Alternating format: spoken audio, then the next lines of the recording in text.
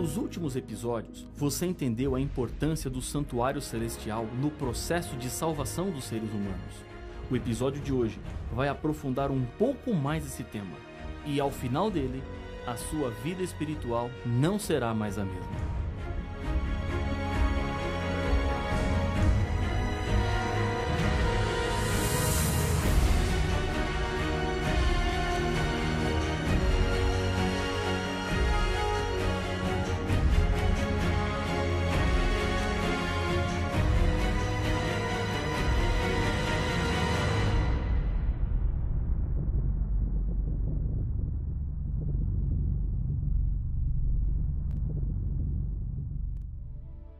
Calcula-se que o bigode de um homem tenha por volta de 2.500 fios. Uma pessoa tem por volta de 100.000 fios de cabelos, desde que não seja calva. Os loiros têm cerca de 140.000 fios, enquanto que os morenos têm 109.000. E talvez você esteja se perguntando, quem é que parou para ficar contando os fios de cabelo? Isso parece tão insignificante, mas para Deus não é. Jesus nos disse: não se vendem 5 pardais por 2 asses? Entretanto, nenhum deles está em esquecimento diante de Deus. Até os cabelos da vossa cabeça estão todos contados. Não temais. Bem mais valeis do que muitos pardais. Lucas capítulo 12, versos 6 e 7. Deus tem um interesse muito especial em você. Deus conhece tudo sobre a sua vida. Ele sabe onde você mora, o nome dos seus filhos, onde você trabalha, todos os seus problemas. Se Deus sabe até quantos fios de cabelo você tem, você acha que Ele não se importa com você? As profecias que estão escritas na Bíblia são provas desse amor e interesse de Deus. Ele quer salvar o seu povo e não nos deixou nesse mundo sem termos placas, sinais que indicam e mostram o caminho seguro pelo qual devemos andar. Vamos voltar para o santuário celestial. Lá, a profecia bíblica diz que um evento importante iria acontecer. Veja o que diz Daniel capítulo 8, verso 14. Até 2.300 tardes e manhãs, e o santuário será purificado. Essa profecia não pode referir-se à purificação do santuário terrestre de Israel, porque essa purificação acontecia uma vez por ano, e o templo, quando Daniel recebeu a visão, já estava destruído. Aqui está referindo-se ao santuário celestial. A expressão tarde e manhã significa um dia. São 2 partes que formam um período de 24 horas. Na visão de Daniel, o santuário seria purificado, ou seja, aconteceria o dia da expiação, após 2.300 dias. Quando tratamos de profecias, você não pode interpretar tudo da maneira como lê, pois existem símbolos que precisam ser interpretados. Nesse caso, dia não representa o período literal de 24 horas. Há 2 textos na própria Bíblia que apresentam um dia valendo como um ano, como já vimos neste seminário. Acompanhe o que diz Números capítulo 14, o verso 34. Segundo o número dos dias em que espiastes a terra, 40 dias, cada dia representando um ano. E também Ezequiel capítulo 4, verso 7. 40 dias te dei, cada dia por um ano. Essa contagem de tempo, dia por ano, é familiar em toda a Bíblia. Em Levítico capítulo 25, verso 8, a Bíblia nos diz: contará 7 semanas de anos, 7 vezes 7 anos, de maneira que os dias das 7 semanas de anos te serão 49 anos. Então, sabemos que o período no qual o santuário no céu seria purificado começaria depois de 2.300 anos. Mas a partir de quando? A data do início da contagem de tempo nos levará até o final do período, e assim saberemos quando é que o santuário celestial começou a ser purificado. Perceba que essa profecia foi dada a Daniel com a seguinte advertência: a visão da tarde e da manhã que foi dita é verdadeira. Tu, porém, preserva a visão, porque se refere a dias ainda muito distantes. Daniel capítulo 8 e o verso 26. O que acontece no santuário celestial é exatamente a mesma coisa que acontecia no santuário da terra. Depois de receber os pecados durante um ano, o santuário era purificado. Da mesma maneira, depois de receber os pecados de todos os seres humanos, o santuário do céu precisa ser purificado. Depois de ter a visão, Daniel orava e pedia ao Senhor que revelasse o significado da profecia, pois Daniel ficou muito preocupado. O anjo vem ao encontro de Daniel no capítulo 9 para lhe fazer entender a visão. Com isso, o próprio livro de Daniel esclarece esse mistério. Daniel, capítulo 9, verso 25 é a chave. Sabe e entende. Desde a saída da ordem para restaurar e para edificar Jerusalém, até o ungido ao príncipe, 7 semanas e 62 semanas. As praças e as circunvalações se reedificarão, mas em tempos angustiosos. Nesse texto estão contidos todos os dados que precisamos para entender claramente o significado da profecia. A ordem para restaurar Jerusalém é o ponto de partida para as 7 semanas e depois 62. A história registra o momento quando foi dado o decreto para a restauração de Jerusalém, que havia sido destruída por causa da invasão de Babilônia, que começou no ano 605 a.C. No livro de Esdras, no capítulo 7, dos versos 11 a 26, está documentado o decreto do rei Artaxerxes da Pérsia, que ocorreu no ano 457 a.C. Esse é, então, o início do período profético, 7 semanas para a reconstrução de Jerusalém, ou seja, 49 dias, que correspondem a 49 anos. Começando em 457 a.C., 49 anos depois, chegamos no ano 408 a.C., quando Jerusalém já estava reconstruída. Isso significa que a profecia acertou. Somando mais 62 semanas às primeiras 7 semanas, temos 69 semanas. Isso dá um total de 69 semanas, que em linguagem profética equivaleria a 483 dias, portanto 483 anos. O que nos leva para o ano 27 depois de Cristo, data em que Jesus Cristo foi batizado e iniciou seu ministério de 3 anos e meio. A profecia cumpriu-se com exatidão neste ponto também. As 69 semanas fazem parte de um conjunto com 70 semanas, como afirma Daniel, capítulo 9, o verso 24. 70 semanas estão determinadas sobre o teu povo e sobre a tua santa cidade, para fazer cessar a transgressão, para dar fim aos pecados, para expiar a iniquidade, para fazer a justiça eterna, para selar a visão e a profecia e para ungir os santos dos santos.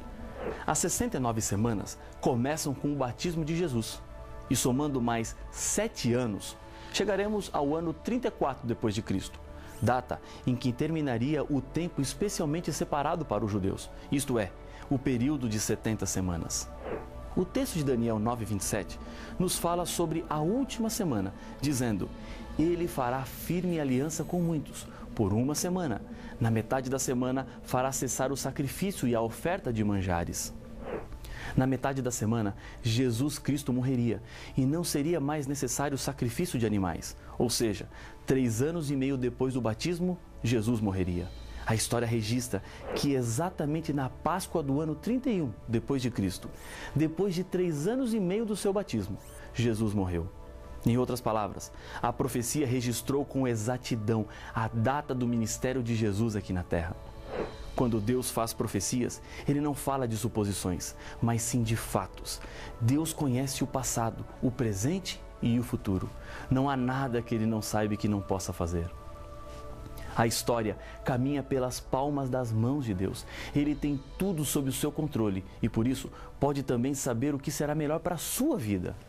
Para que isso aconteça, basta você permitir a Ele assumir o controle e você será a pessoa mais feliz do mundo. Depois do ano 34 depois de Cristo, era chegado o momento que a pregação seria voltada aos não-judeus. A contagem de tempo dos 2.300 anos, que começou em 457 a.C. e chega até 1844, quando começaria o juízo investigativo. Isto é algo surpreendente e de solene significado. A humanidade não pode continuar vivendo sem saber que o juízo divino já começou. Esse não é um assunto do futuro, mas do nosso presente. Foi a partir de 1844 que o destino dos seres humanos passou a ser definido e o caráter dos salvos começou a ser vindicado. E milhões de pessoas no mundo ignoram esta verdade que Deus acabou de revelar para você. Cristo viveu e morreu. Esta verdade pode ser demonstrada não só na Bíblia, mas também pelos registros da história.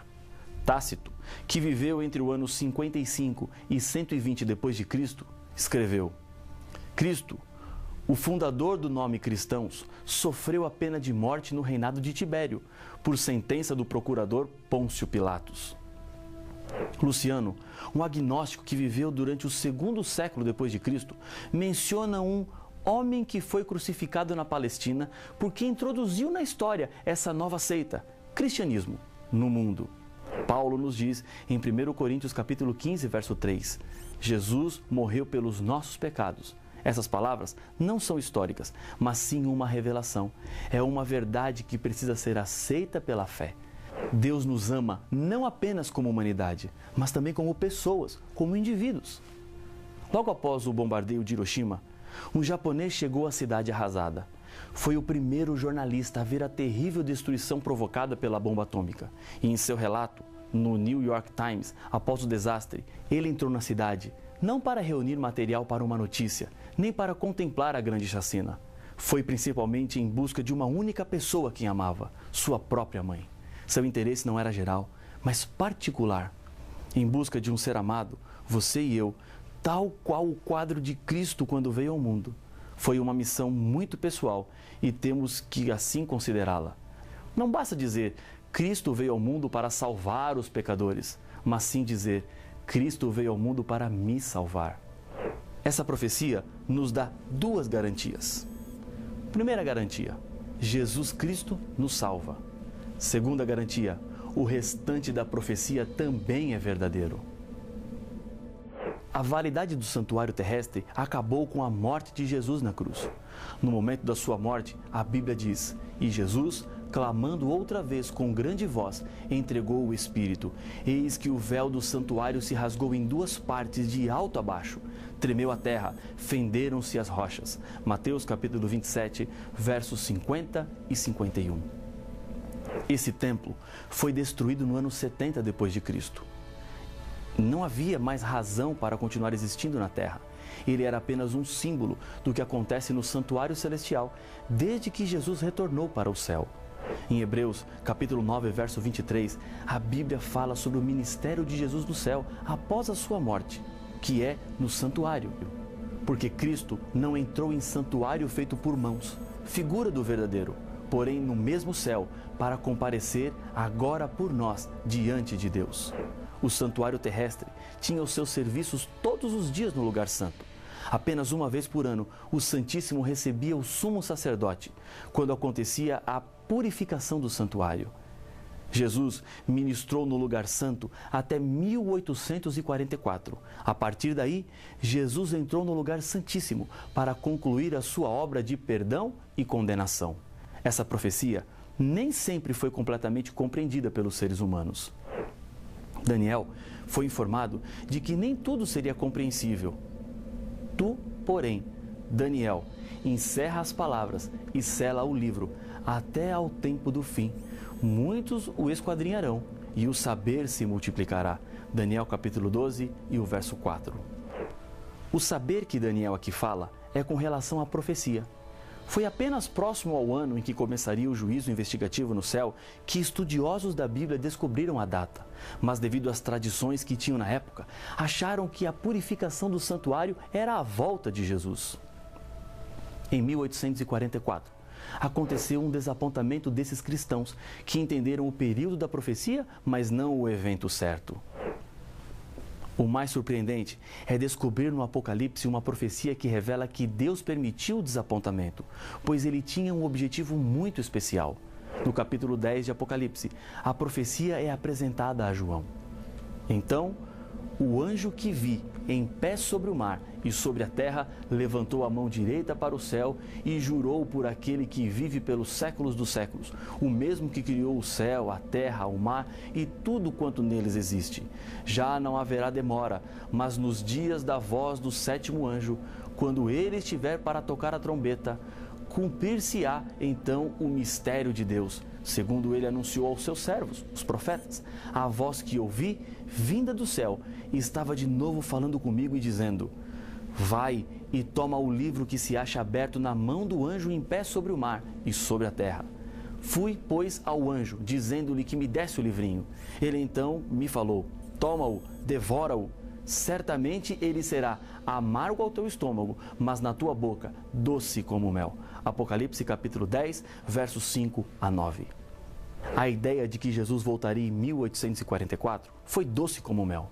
Mas quando o dia acabou e Jesus não voltou, foi muito amarga. Isso não aconteceu por falta da revelação.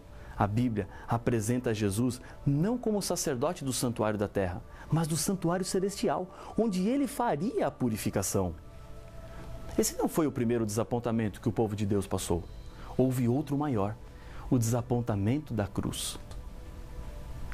Embora Jesus tivesse dito aos seus discípulos que ele morreria, eles não entenderam porque esperavam que Jesus se manifestasse com o poder que ele disse que só manifestará na sua segunda vinda.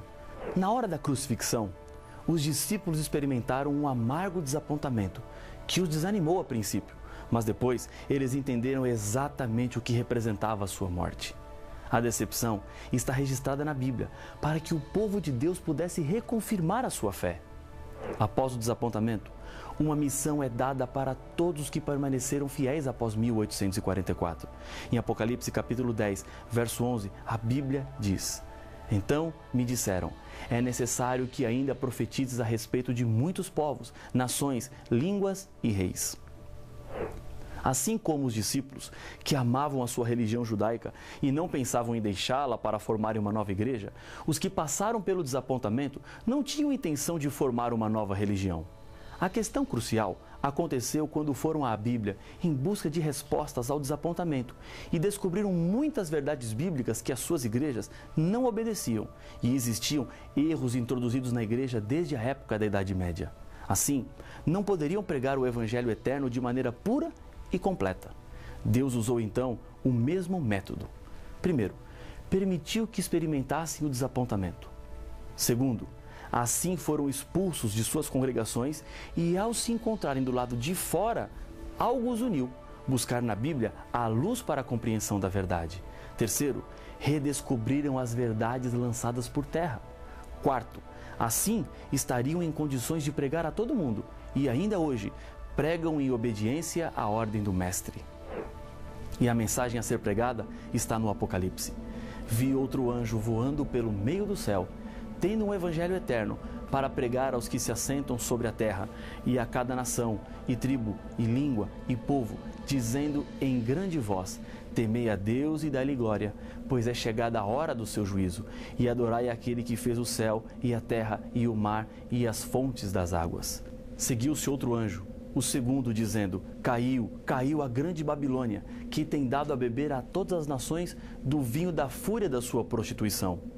Seguiu-se a estes outro anjo, o terceiro, dizendo em grande voz: se alguém adora a besta e a sua imagem, e recebe a sua marca na fronte ou sobre a mão, também esse beberá do vinho da cólera de Deus, preparado, sem mistura, do cálice da sua ira, e será atormentado com fogo e enxofre, diante dos santos anjos e na presença do Cordeiro. A fumaça do seu tormento sobe pelos séculos dos séculos e não tem descanso algum, nem de dia nem de noite. Os adoradores da besta e da sua imagem e quem quer que receba a marca do seu nome. Aqui está a perseverança dos santos, os que guardam os mandamentos de Deus e a fé em Jesus. Apocalipse capítulo 14, versos 6 a 12. Essa é a história da Igreja Adventista do Sétimo Dia, que surgiu exatamente cronometrada com a hora profética. Ela passou pelo desapontamento de Apocalipse 10 e hoje prega a restauração de todas as verdades bíblicas. O povo fiel de Jesus está se levantando nesse mundo para lhe mostrar essas grandes verdades. Estamos vivendo nos momentos de juízo. Cada um terá que dar contas dos seus pecados, mas você pode hoje contar com o perdão e a restauração que vem de Deus. Neste momento, você tem que tomar uma decisão muito importante. Eu quero lhe convidar a fazer parte do povo de Deus, o povo fiel, também chamado na Bíblia de remanescente. Faça parte deste povo. Procure a igreja adventista mais próxima da sua casa. Entenda a história deste povo, a história desta igreja. Há algo muito especial para você. Por isso, eu quero fazer uma oração com você. Feche os seus olhos, aí onde você está, e vamos orar. Senhor, as tuas verdades foram estampadas diante dos nossos olhos e uma decisão precisa ser tomada. Neste momento, eu lhe peço que com teu Espírito o Senhor toque nesses corações que oram comigo, abrindo os nossos olhos e nos conduzindo à salvação. Fica conosco, em nome de Jesus. Amém.